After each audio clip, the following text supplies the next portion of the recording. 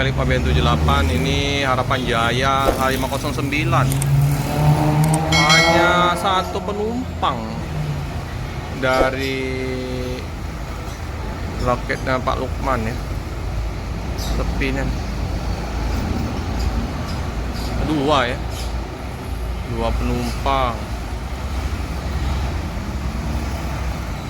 Ih, sepi. SR2 Adi Prem Ino RN 285. Ini memang batangannya Palembang Surabaya ya. Suasana di loketnya Pak Kumis juga sepi, nggak ada yang naik.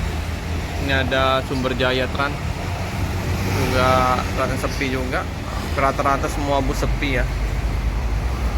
Sepi. Ini ada paket aja nih. Paket ada dua.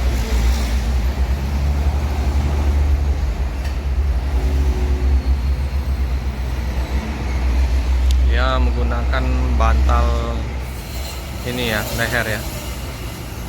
Selimutnya oranye. Bantal lehernya oranye juga. Paket ke topi dia. Peci. Peci, jas, dasi. Ini keneknya nih. Oh, ada juga ya paket ada 3.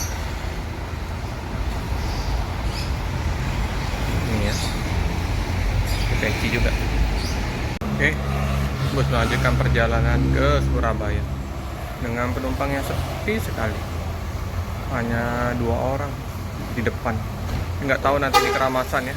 Apakah nanti akan bertambah. Oke, hati-hati di jalan, semoga selamat sampai di tujuan.